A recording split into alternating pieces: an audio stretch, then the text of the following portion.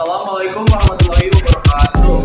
Saya di sini menerangkan dan mengenalkan apa itu tuh prototype. Pengertian prototype. Prototype adalah contoh yang mewakili sebuah model suatu produk. Prototype berfungsi sebagai alat uji suatu konsep suatu produk sebelum produk tersebut dipasarkan. Kategori dalam prototype ada terbagi menjadi 4. 1. Prototype sebagai bukti teori. 2. Prototype sebagai bentuk. 3. Prototype sebagai fungsional. Dan keempat adalah prototype sebagai visual.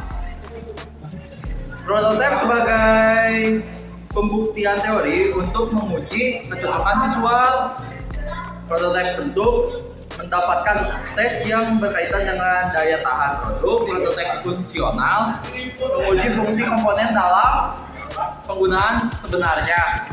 Prototype visual sebagai pembelajaran akhir aspek visual.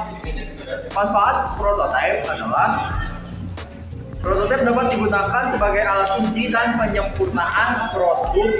Produk berfungsi untuk menguji performa sebagai jenis bahan. Prototype sebagai alat bantu deskripsi sebuah produk. Prototype dapat membuat orang lain menganggap serius bisnis kamu.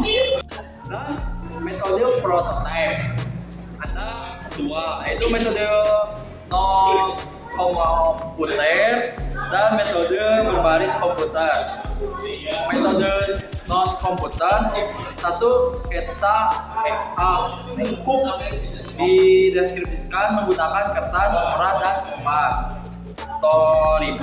Storyboard adalah lembaran kertas yang berisi contoh tampilan antar muka menggunakan gambar cepat dan mudah.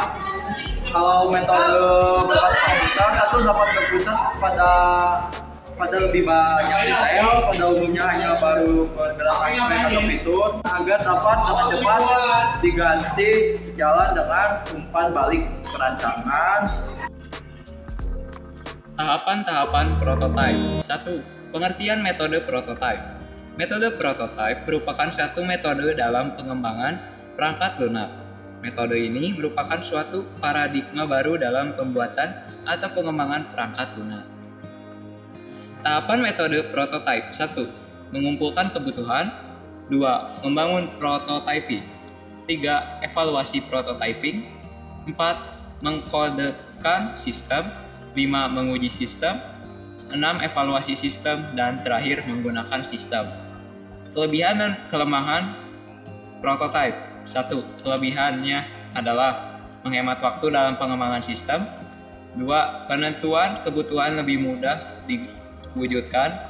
3. Pelanggan berpartisipasi aktif dalam pengembangan sistem. 4. Komunikasi baik antara pelanggan dan pengembang. 5. Pengembang lebih mudah menentukan kebutuhan. Sementara untuk kekurangannya adalah proses perencanaan dan analisis terlalu singkat. 2. Kurang fleksibel dalam menghadapi perubahan. Dan terakhir menggunakan sistem operasi yang tidak relevan. Kemudian design thinking. Tahapan design thinking. 1. Empatis. Mendapatkan pemahaman empatik tentang masalah yang dicoba diselesaikan untuk mendapatkan wawasan tentang pengguna dan kebutuhan mereka. 2. Divide. Mengumpulkan informasi yang dikumpulkan selama tahap empatis. 3. Ideat. Memahami pengguna dan kebutuhan di tahap empatis dan berakhir dengan pernyataan masalah yang berpusat pada manusia. Ideation adalah brainstorm, brainwright, worst possible idea. 4. Prototype. Tim desain memiliki gagasan lebih baik tentang kendala yang melekat pada produk dan masalah yang ada. Dan terakhir adalah tes, digunakan mengidentifikasi kembali satu arah atau lebih. Konsep desain prototipe produk, barang, atau jasa. Desain prototipe perangkat lunak. 1. Desain arsitektur. 2. Desain interface. 3. Desain produksi. 4. Desain coding. Desain prototipe perangkat keras. 1. Membuat cetak biru perangkat keras elektronik. 2. Membuat prototipe perantara. 3. Membuat gambaran prototipe.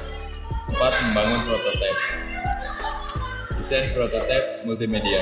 1. Multimedia linear. 2. Multimedia interaktif. Proses desain kemasan ada 2, yaitu 1. Daya tarik kemasan. 2. Daya tarik virtual. Di dalam daya tarik virtual yaitu salah satunya ada warna, bentuk, merek atau logo, ilustrasi, tipografi, dan tata letak.